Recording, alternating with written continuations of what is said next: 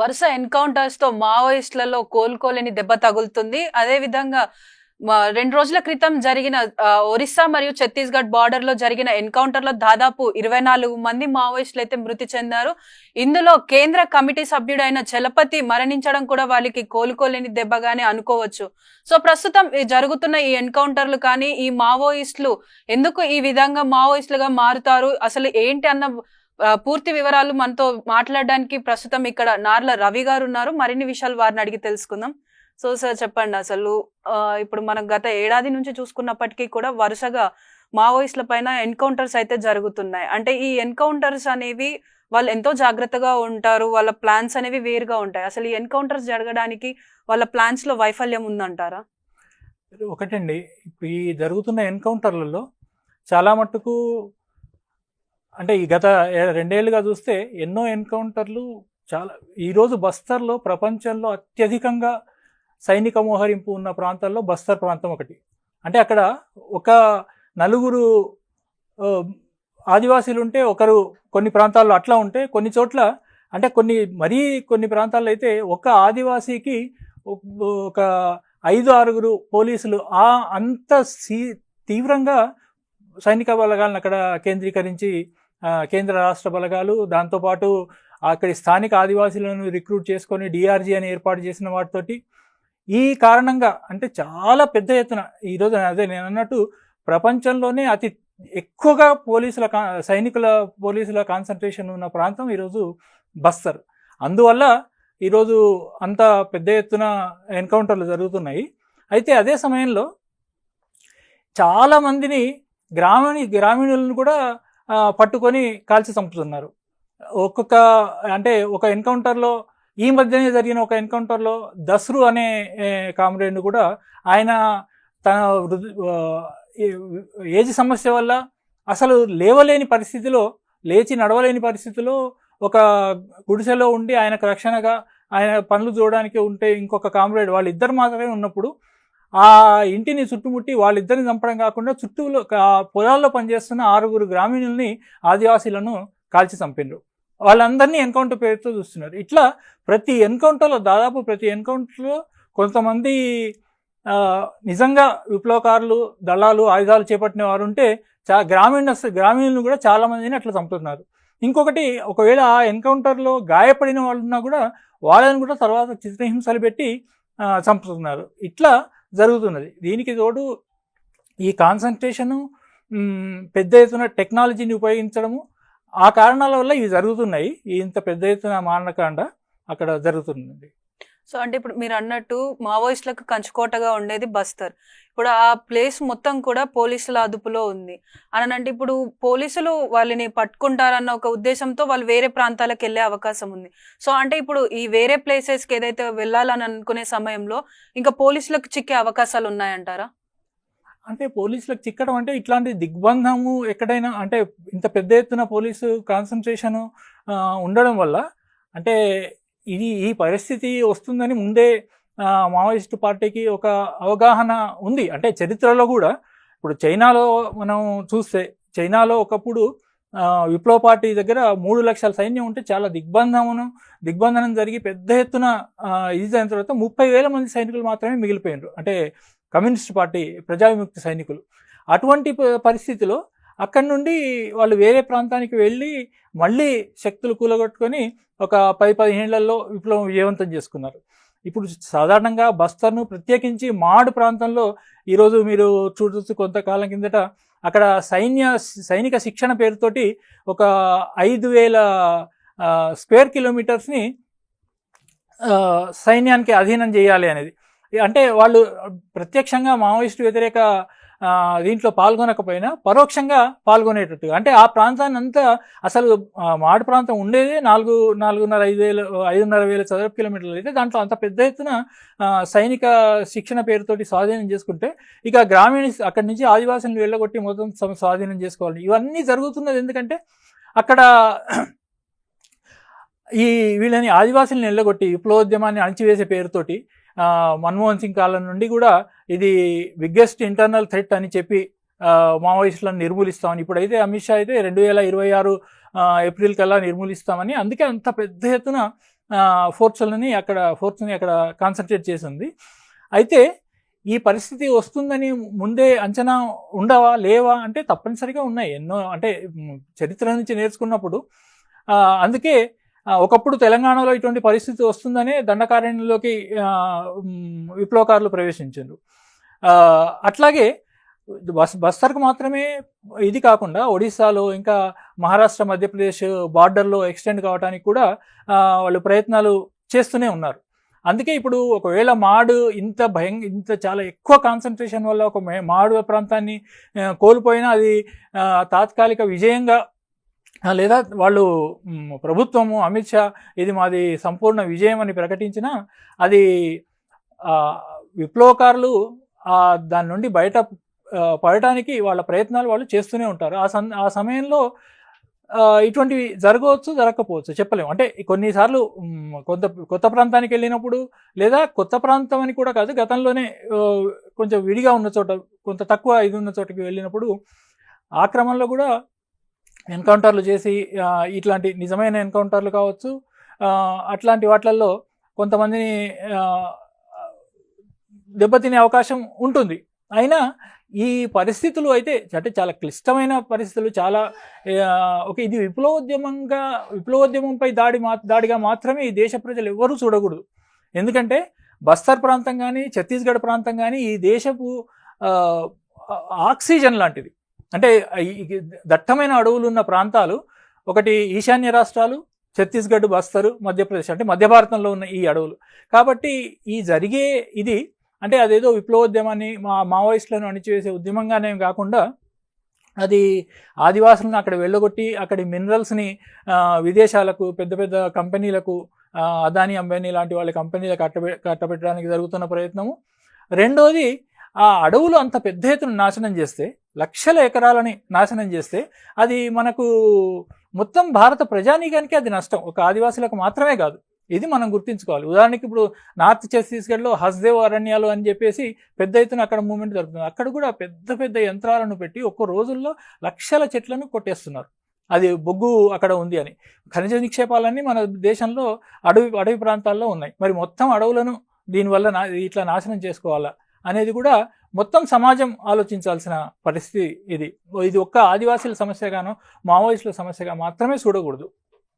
మీరన్న మళ్ళీ దానికి వస్తే తప్పనిసరిగా ఈ పరిస్థితులను ఊహించి, ఇప్పుడు ఈరోజు ఎక్కువగా అంతకుముందు బస్తరు, మాడు ఆ ప్రాంతంలో కాన్సన్ట్రేట్ అయింది. ఈరోజు మొన్న జరిగిన ఎన్కౌంటరు గరియాబంద్, ఒడిశా ఛత్తీస్గఢ్ బార్డరు. అంటే ఒరిస్సాలో కూడా అంటే అట్లా ఎక్స్టెండ్ ఎట్లా నిర్దిష్టంగా చేస్తారనేది నేను చెప్పలేను, కానీ ఇది దృష్టిలో లేదని కాదు. అవసరమైతే ఒకప్పుడు బలగాలను కాపాడుకోవడానికి, అంటే విప్లవ బలగాలను కాపాడుకోవడానికి తెలంగాణలో తాత్కాలికంగా విరమించి దండకారణ్య ప్రాంతానికి వెళ్ళారు. అదే విముక్తి ప్రాంతం ఏం కాదు, మొత్తంగా విముక్తిమైన ప్రాంతం ఏం కాదు. కాబట్టి అవసరానికి అనుగుణంగా బలగాలను కాపాడుకోవడానికి విప్లవకారులు విస్తరించడానికి తప్పనిసరిగా ప్రయత్నం చేస్తారు. ఆ ప్రయత్నాల్లో ఈ జరుగుతున్న యుద్ధంలో ఆ ప్రయత్నం విజయవంతం అవుతుందనే మళ్ళీ. కానీ బస్తర్ ప్రజానీకాన్ని కూడా ఇది ఎట్లా ప్రభావితం చేస్తుంది అనేది మనం మొత్తం ఇంతకుముందు అన్నట్టు మన దేశ ప్రజలందరూ ఆలోచించాల్సిన విషయం. ఇప్పుడు ఈ కాల్పులు ఏవైతే జరిగాయో మంగళవారం మనకి భారీ ఎన్కౌంటర్ జరిగిందని అంటున్నారు. అసలు ఈ ఎన్కౌంటర్ లో ఏం జరిగింది అని అనుకుంటారు. ఎందుకనంటే పోలీసులేమో ఎదురు కాల్పులు అని అంటున్నారు. కానీ అటు చూసుకుంటే మావోయిస్టులే దాదాపుగా 24 మంది వరకు చనిపోయారు అని అంటున్నారు. ఇంకా కూడా ఇవాళ నిన్న ఇంకో 2 దొరికారు అని చెప్పేసి అని అంటున్నారు.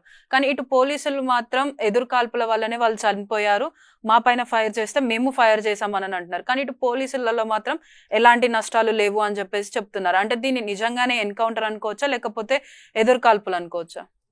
అంటే ఇది నిజంగా ఎక్కువ మటుకు నిజంగా జరిగిన ఎదురు కాల్పులే అయి ఉంటాయి. అంటే పోలీసులకు మావోయిస్ట్ విప్లవకారులకు మధ్య జరిగిన ఎన్కౌంటర్లోనే ఎక్కువ మంది చనిపోయింటారు. ఈ వివరాలు బయటికి వస్తే కానీ పూర్తిగా తర్వాత ఫ్యాక్ట్ ఫైండింగ్, పౌర సమాజాలు, సివిల్ లిబర్టీస్ ఆర్గనైజేషన్స్ ఇటువంటివి ఫ్యాక్ట్ ఫైండింగ్ చేస్తే తప్ప నిజాలు బయటికి రావు, లేదా మావోయిస్ట్ పార్టీనే ప్రకటనలు చేస్తే తప్ప పూర్తి నిజాలు బయటికి రావు.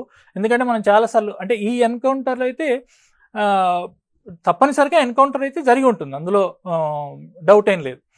కాకపోతే ఆ ఎన్కౌంటర్లో ఇంతకుముందే చెప్పినట్టు కొన్నిసార్లు ఏంటంటే ఆ గ్రామస్తులని, ఆ చుట్టుపక్కల గ్రామాల వాళ్ళని కూడా పట్టుకొని కొంతమందిని సంఖ్య పెంచడానికి అన్నట్టు చంపేస్తున్నారు. నేను ఇంతకుముందే దసరుతో పాటు జరిపిన అట్లా చాలా ఉదాహరణలు. అంతకుముందు కూడా నార్త్ ఛత్తీస్గఢ్లో నారాయణపూర్, కాంకేర్ ఏరియాలో జరిగిన ఎన్కౌంటర్లో కూడా 30 మంది, ఒక 2 నెలల కిందట 30 మంది చనిపోయిన ఘటనలో కూడా వాళ్ళు మావోయిస్ట్ పార్టీ తర్వాత చెప్పిన ప్రకటన ఏంటంటే అది అందులో సగం మంది దాకా మావోయిస్టు విప్లవకారులు, కానీ మిగిలిన వాళ్ళంతా గ్రామస్తులు, చుట్టుపక్కల గ్రామస్తులను కూడా పట్టుకొని చంపేస్తున్నారని. అంటే గ్రామస్తులను ఎందుకు చంపుతున్నారంటే వాళ్ళు తమ హక్కుల కోసం వాళ్ళు కూడా పోరాడుతున్నారు కాబట్టి, ఈ డిస్ప్లేస్మెంట్కి వ్యతిరేకంగా లేదా అక్కడ పెద్ద ఎత్తున క్యాంపులు పెట్టడానికి వ్యతిరేకంగా చాలా 2 ఏళ్ల నుంచి అక్కడ ఎన్నో ప్రాంతాల్లో క్యాంపులు ఎత్తివేయాలని చాలా శాంతియుతంగా, మనం అంటామే శాంతియుత పద్ధతుల్లో, అంటే చట్టబద్ధమైన పద్ధతుల్లో అని, ఆ చట్టమైన బద్ధమైన పద్ధతుల్లో వేలాది మంది ఆదివాసీలు ధర్నాలు చేస్తూ అక్కడ చేస్తున్నారు. అయినా ఆ సంస్థని, మూలవాసి బచావ్ మంచ్ అనే సంస్థని ఛత్తీస్గఢ్ ప్రభుత్వం నిషేధించింది. దాంతోపాటు ప్రతిసారి జరిగిన ఎన్కౌంటర్లో ఇది మొత్తము పట్టుకొని కాల్చే అవకాశం లేదు, ఎందుకంటే వాళ్ళు విప్లవకారులు, వాళ్ళ దగ్గర కూడా తుపాకులు అవి ఉన్నాయి. అటువంటిది పరిస్థితులు, అంటే ఉదాహరణకి చలపతి లాంటివి లేదా సాయుధ నక్సలైట్లతోటి పోరు జరుగుతుంది, అందులో డౌట్ ఏం లేదు.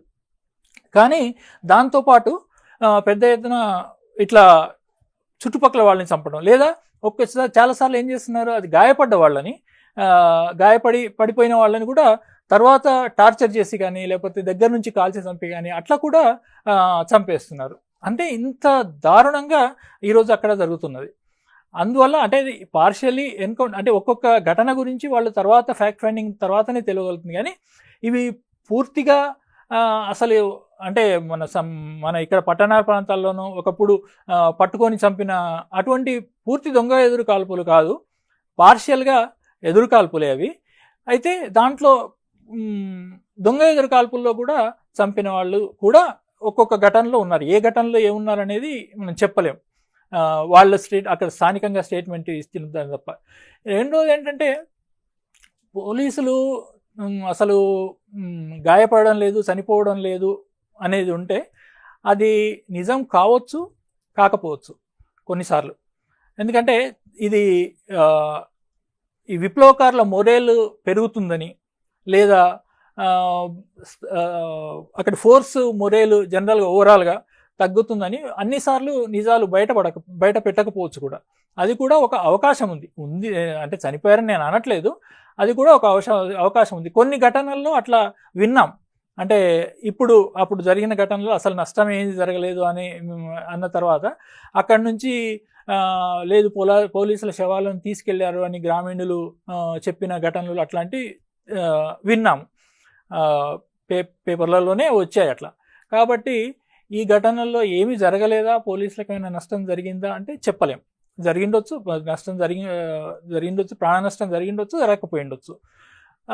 అయితే అంత వేలాది మందిని మోహరించి, అంటే ఒక 24 మంది ఉంటే 24 మంది చనిపోయింటే పోనీ అక్కడ ఒక 50-60 మంది అని పేపర్ల ప్రకారమే 50-60 మంది ఉన్నారంటే దానికి 2000 మంది 3000 మంది ఎన్నో అంచెలుగా సరౌండ్ చేసి అంటే 72 గంటల పాటు ఎన్కౌంటర్ జరిగిందని చెప్తున్నారు. అంటే ఒక చోటు నుంచి ఇంకో చోటికి తప్పించుకున్న క్రమంలో కూడా అట్లా జరుగుతుండడం వల్ల కూడా ఈ నష్టాలు ఇంత పెద్ద ఎత్తున ఉన్నాయి. అందులో పైగా తర్వాత నేను ఇంతకుముందు అన్నట్టు నిజంగా చనిపోయిన వాళ్ళు ఎవరు, పట్టుకొని చంపిందా అనేది అక్కడి స్థానికంగా నిజ నిర్ధారణ చేస్తే తప్ప చెప్పలేము. సో అంటే ఇప్పుడు ఈ ఎన్కౌంటర్లో ఏకంగా కేంద్ర కమిటీ సభ్యుడు చలపతిని చంపడం, అంటే ఆయన మృతి చెందడం అయితే చూస్తున్నాం. అంటే దాదాపుగా ఇంతకుముందు జరిగిన ఎన్కౌంటర్స్లలో ఇలా కేంద్ర కమిటీ సభ్యుడు మృతి చెందిన వార్తలు అయితే లేవు. అంటే దీని ప్రకారం మావోయిస్టులకి వాళ్ళ కేంద్ర సభ్యుడిని కాపాడుకునే అన్ని వ్యూహాలు కూడా లేవంటారా? అంటే ఇప్పుడు ఇది మొదటి ఘటన కాదు, కేంద్ర కమిటీ సభ్యుడు గతంలో చనిపోకపోయిండొచ్చు, కానీ అంటే రాష్ట్ర కమిటీ సభ్యులు సీనియర్ అట్లా గతంలో కూడా చనిపోయారు. అంటే ఇంత పెద్ద ఎత్తున మోహరించిన సందర్భంలో ఇప్పుడు అంతెందుకు, మనకు రామగూడెం ఎన్కౌంటర్ జరిగినప్పుడు అక్కడ రామకృష్ణ అదే అక్కిరాజు హరగోపాల్ గారు జస్ట్ త్రుటిలో తప్పించుకున్నారు చిన్న గాయమై. అటువంటి పరిస్థితులు కూడా ఎదుర్కొని ఉన్నాయి. అయితే ఇట్లా కేంద్ర కమిటీ సభ్యుడు చనిపోవటం ఇది మొదటిసారి కావచ్చు, కానీ రాష్ట్ర కమిటీ నాయకత్వం అటువంటి చనిపోయిన ఘటనలు ఈ మధ్య కాలంలో బస్తర్లో కూడా, అంతకుముందు రాష్ట్ర కమిటీ సభ్యులు కూడా ఎప్పుడు చనిపోలేదు. అంటే దానికి కారణం ఇంత పెద్ద ఎత్తున మోహరింపు అనేది. దీని నుండి అది అయితే ఒక దానివల్ల ఇట్లా జరిగింది. అంతేగాని మొత్తం విప్లవకారులు అన్నప్పుడు ఆ నష్టాలకు వాటికి తెగించే అందులో ఉన్నారు. అందులో కేంద్ర కమిటీ సభ్యులైనా ఒక్కోసారి దానికి బలి కావచ్చు, సాధారణ సభ్యులైనా ఇది కావచ్చు. అంటే కేంద్ర కమిటీ సభ్యులు ఉన్నప్పుడు వాళ్లకు ఉండే ప్రత్యేకమైన రక్షణ ఏర్పాట్లు ఉంటాయి. కానీ అయినా కూడా ఈ మోహరింపుల్లో ఇంతకుముందే అన్నట్టు 72 గంటల పాటు జరిగిన దీంట్లో ఒక చోటు నుంచి తప్పించుకొని ఇంకో చోటికి పోయినా కూడా అది జరిగిన దాంట్లో కామ్రేడ్ చలపతి అమరుడు అయి ఉంటాడు. సో అంటే ఇప్పుడు మావోయిస్ట్ చలపతి గారు చనిపోయిన తర్వాత మావోయిస్టుల ఎలాంటి మానసిక పరిస్థితి ఉంటుంది అనుకుంటున్నారు? అదేవిధంగా నెక్స్ట్ వాళ్ళ యాక్షన్ ప్లాన్ ఎలా ఉండబోతుంది అనుకుంటున్నారు? యాక్షన్ ప్లాన్ గురించి అయితే నేను చెప్పలేను. అయితే ఇది కామ్రేడ్ చలపతి కానీ, అంతకుముందు దస్రు కానీ, ఆయన కూడా చాలా సీనియర్ కామ్రేడ్, పట్టుకొని కాల్చాను. ఇంకా ఎంతోమంది ఆదివాసీ నాయకత్వ కామ్రేడ్ ఊర్మిళ, ఇట్లా వీళ్ళంతా చనిపోయడం అనేది అంతకుముందే ఇది మొదటి ఘటన ఏం కాదు. చలపతి కేంద్ర కమిటీ సభ్యుడు చనిపోవడం కూడా అంతకుముందు మహారాష్ట్రలో మిలింద్ టెల్టుమ్డే, ఆయన కూడా central committee member, Maharashtra party కార్యదర్శి. 27 మంది గడ్చిరోల్లో చనిపోయిన ఘటనలో ఆ కామ్రేడ్ కూడా అమరుడైండు, మిలింద్ టెల్టుమ్డే. కాబట్టి అప్పుడప్పుడు అట్లాంటి నష్టాలు జరగవచ్చు. దీని మీద అంటే తప్పనిసరిగా ఒక ప్రభావం క్యాడర్ మీద ప్రతి కామ్రేడ్, అది చిన్న కామ్రేడ్ కావచ్చు, తమతో పాటు నిత్యం సహజీవనం చేస్తున్న కామ్రేడ్స్ ఎవరు చనిపోయినా అది ఇదే చాలా బాధ కలిగించే అంశమే. అయితే ఇట్లాంటి నాయకత్వ కామ్రేడ్స్, అంతేకాకుండా పెద్ద సంఖ్యలో చనిపోతున్నప్పుడు అది తప్పనిసరిగా కొంత ఎట్లా ఉంటుందంటే దీన్ని ఎట్లా బయటపడాలనే ఆలోచన ఉంటుంది. కాబట్టి ఆ ఆలోచనలో దీని నుండి బయటపడడానికి ఎట్లా ప్రయత్నం చేస్తారనేది అక్కడ అంటే కేంద్ర కమిటీ కానీ, ఆ మిలిటరీ కమిషన్స్, కేంద్ర మిలిటరీ కమిషన్ కానీ, స్టేట్ మిలిటరీ కమిషన్స్, అంటే పార్టీకి మావోయిస్ట్ పార్టీకి సంబంధించిన వాళ్ళు అది చెప్పగలిగేది. సో అంటే ఇప్పుడు మనకున్న రికార్డ్స్ ప్రకారం ఏంటంటే దాదాపు 35 సంవత్సరాల వరకు కూడా చలపతి ఎలా ఉంటాడు అన్నది ఎవరికి కూడా ఐడియా లేదు. కాకపోతే 2016లో తీసుకున్న ఒక ఫోటో కారణంగా తనని ఇప్పుడు ట్రేస్ చేసి ఏదైతే ఎన్కౌంటర్ జరిగిందో ఆ ఎన్కౌంటర్లో అతను మృతి చెందడం జరిగిందని చెప్పేసి అంటున్నారు. అసలు ఆ ఫోటో వెనుక ఉన్న కథ ఏంటంటారు? అది ఏం లేదండి, అది ఊరికే మీడియాలో పేపర్లో నిన్న మొన్న నేను కూడా చూశాను, అది ట్రేస్ చేశారని. ఆ పేపర్తో ఫోటోతోటి ట్రేస్ చేయగలిగేది ఏమీ ఉండదు. అట్లా అనుకుంటే ఎన్నోసార్లు గణపతి ఫోటోలు కూడా 2007 తర్వాత కొద్ది గణపతి ఫోటోలు కూడా బయటకు వచ్చాయి. అది కారణం కాదు. సరే, ఆయన రూపురేఖలు ఎట్లా ఉంటాయి అని చెప్పి కొంతమందికి, అంటే కొంచెం విస్తృత స్థాయిలో ప్రచారం చేసుకోవడానికి వాళ్ళ పోలీస్ ఇన్ఫార్మర్ నెట్వర్క్లో ఈయన గురించి అడగటానికి అవకాశం కల్పిస్తుంది తప్ప దాని ద్వారా ట్రేస్ చేయగలిగేది ఏముండదు. ఆ ఫోటో ద్వారా అది కారణం కాదు. అది వాళ్ళ నెట్వర్క్ ద్వారా ఎక్కడెక్కడ అంటే పెద్ద సమూహాలు, అంటే ప్రజా విముక్తి సైన్యానికి సంబంధించిన ప్లాటూన్లు కానీ, కంపెనీలు కానీ, అవి ఒకటి టెక్నాలజీ ఉపయోగించి, 2 అక్కడ స్థానిక ఇన్ఫార్మల్ని ఉపయోగించుకొని అట్లా ప్రధానంగా తెలుసుకోవటమే తప్ప ఈ పేపర్ కటింగ్కి ఏం సంబంధం ఉండదు. సో అంటే చలపతి గారి గురించి అడిగితే మీరేం చెప్తారు? అంటే ఆయన దాదాపుగా చాలా గెరిల్లా యుద్ధాలలో వాటిలలో పాల్గొన్నారు కదా. సో ఆయనకి మీకున్న అనుబంధం ఎలాంటిది? నాకు చలపతి గారు ప్రత్యక్షంగా అంత ఎక్కువగా తెలియదు. అయితే నేను పార్టీలో పనిచేసినప్పుడు 1-2 సార్లు ఆయన్ని సమావేశాల సందర్భంలో కలిసిన ఇది ఉంది. అంతేగాని అంటే ఆయన గురించి పరోక్షంగా వినటమే ఎక్కువ. అంటే ఆ ఏఓబి ప్రాంతంలో, ఆంధ్ర ఒరిస్సా బార్డర్ ప్రాంతంలో ఆయన ఒక సెరికల్చర్ డిపార్ట్మెంట్లో ఉద్యోగం చేస్తూ అక్కడి నుంచి అంతకు ముందు నుంచే చిన్నప్పటి నుంచి పుస్తకాలు చదివే అలవాటు, హేతువాదం అవన్నీ అలవాటు ఉన్న చలపతి అక్కడ శ్రీకాకుళం ఆ ప్రాంతంలో సెరికల్చర్ డిపార్ట్మెంట్లో పనిచేస్తూ అక్కడ పనిచేస్తున్న దళాలకు సహజంగానే అట్లా పరిచయంలోకి వచ్చి అక్కడ ఆదివాసీల కోసం పనిచేయాలనే నిర్ణయానికి వచ్చి పూర్తికాల విప్లవకారుడై ఈ 40 ఏళ్లుగా దానికే అంకితమై పనిచేస్తున్న గొప్ప వ్యక్తి. అంతకు తప్ప ఎక్కువ వివరాలు ఆయన గురించి, నిజానికి చాలా వివరాలు ఇంతకుముందు మొన్న ఆ కామ్రేడ్ చలపతి చనిపోయినప్పుడు MV Ramana senior journalist avaninews.com నడిపే ఆయన రమణ, ఆయన కూడా గతంలో పార్టీలో ఆ ప్రాంతంలో పనిచేశాడు కాబట్టి అసలు ఎట్లా పరిచయంలోకి వచ్చాడు అంతా చాలా అద్భుతంగా రమణ అది రాశాడు. అందులో సెరికల్చర్ డిపార్ట్మెంట్లోకి వచ్చి ఎట్లా అంటే రాడికల్ విద్యార్థుల్ని, అంటే తన వయసు ఎక్కువైనా కూడా విద్యార్థుల్ని కింద నుంచి సమీకరించడానికి, ఆదివాసీలతో మమేకమై గ్రామాలకు ఆదివాసీ గూడాలకు వెళ్ళి వాళ్ళని సమీకరించడంలో, పార్టీలోకి ఇచ్చేయడంలో, ఉద్యమాన్ని నిర్మించడంలో ఎంత గొప్ప పాత్ర నిర్వహించాడు అనేది చాలా అద్భుతంగా కామ్రేడ్ చలపతి గురించి రమణ రాశారు. సో అంటే ఇప్పుడు మావోయిజాన్ని మొత్తం అసలు లేకుండానే చేస్తామని చెప్పి కేంద్రం అమిత్ షా పదే అని అంటున్నారు. అంటే ఇప్పుడు ఈ జరిగే ఎన్కౌంటర్లు అన్నీ కూడా నిజంగానే మావోయిజాన్ని మొత్తం అసలు ఏం లేకుండా మొత్తం తుడిచిపెట్టే విధంగా అవుతున్నాయని అనుకోవచ్చా? అంటే పాలకులు ఇప్పుడే కాదు, 1970లో చారు మజుందార్ చనిపోయినప్పుడు, శ్రీకాకుళం పోరాటం దాదాపు ముగిసిపోయినప్పుడు, అప్పుడు కూడా ఈ దేశం నుంచి నక్సలిజాన్ని తుడిచిపెట్టినామని చెప్పేసి అప్పుడు కూడా కేంద్ర రాష్ట్రాల ప్రభుత్వాలు ప్రకటించాయి. కానీ ఆ తర్వాత పెద్ద ఎత్తున ఎన్నో రాష్ట్రాల్లోకి మావోయిస్ట్ నక్సలైట్ పార్టీ లేదా తర్వాతి కాలంలో మావోయిస్టు పార్టీగా ఉన్న పార్టీ ఆ విప్లవోద్యమం విస్తరించాయి. ఇప్పుడు చాలా గడ్డు పరిస్థితిని ఎదుర్కొంటున్నది అనే దాంట్లో ఏమీ సందేహం లేదు. అయితే ఇది మావోయిస్టు పార్టీని బస్తర్ నుంచి తుడిచిపెట్టాలని చెప్పేసి చిదంబరం హోంమంత్రిగా ఉన్నప్పుడే ఆయన గ్రీన్ హంట్ అని మొదలుపెట్టి పెద్ద ఎత్తున ఆధునీకరణ అవన్నీ చేశారు.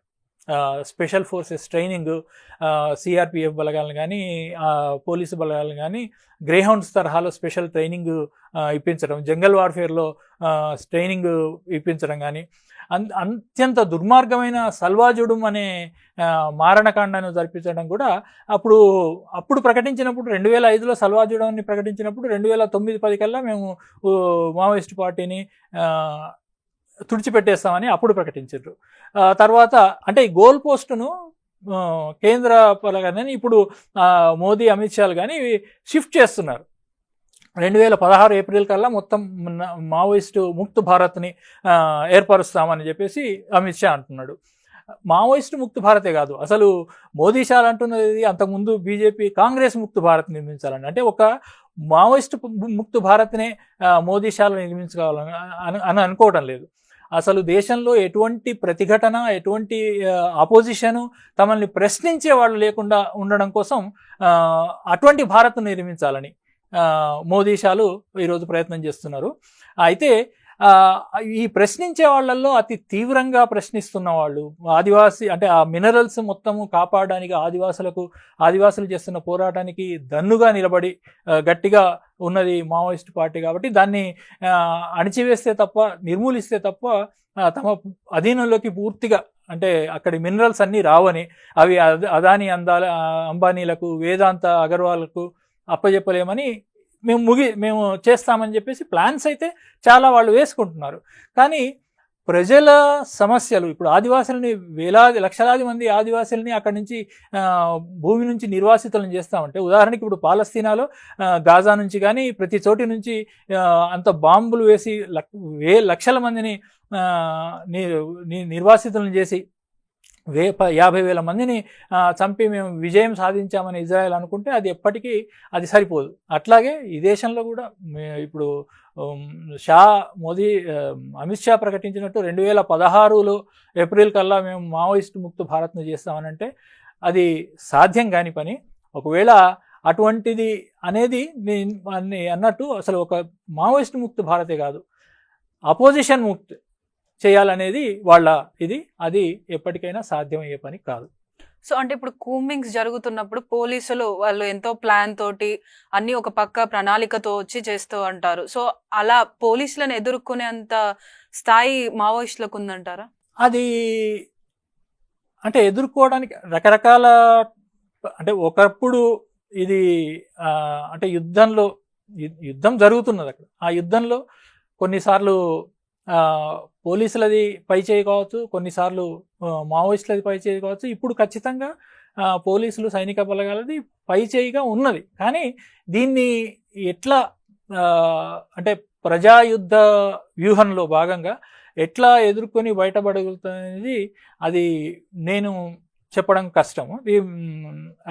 అంటే ఫిలసాఫికల్గా చెప్పొచ్చు, కానీ ప్రత్యక్షంగా అక్కడ జరుగుతున్న దాని నేపథ్యంలో చెప్పాలంటే అది మావోయిస్ట్ పార్టీ దాన్ని ఎంత విజయవంతంగా తిప్పికొట్టగలుగుతున్న దాని మీదనే అది ఆధారపడి ఉంటుంది. సో అంటే మీరు ఇప్పుడు ఎక్స్ మావోయిస్ట్, కొన్ని రోజులు మీరు కూడా అందులో ఉండొచ్చారు. అసలు మీకు ఎలా అనిపించింది ఆ మావోయిజంలో చేరాలి అని చెప్పి? మిమ్మల్ని ఏది ప్రేరేపించింది? అంటే మొదటి నుంచి కూడా నేను అగ్రికల్చర్ కాలేజ్లో బీఎస్సీ అగ్రికల్చర్ చేసే సమయంలోనే మా కాలేజీలో జరుగుతున్న కులాధిపత్య దాడులు, అగ్రకులాలలో దళితుల మీద చేసిన, దళిత విద్యార్థుల మీద చేసే ఇవి, ఇంకా మతోన్మాద దాడులు, ముఖ్యంగా అప్పుడు ఆ కాలంలో అయితే నేను ఫస్ట్ జాయిన్ అయిన ఒక 2 సంవత్సరాల్లోనే అక్కడ కొంతమంది వామపక్ష విద్యార్థులు మీటింగ్ పెట్టుకుంటే దాని మీద ఏబీవీ వాళ్ళు దాడి చేసి అందరిని విపరీతంగా కొట్టారు. అసలు ఇదేమి అన్యాయం? అప్పటి వరకు నాకు అటువంటి రాజకీయాలు ఏమీ లేవు.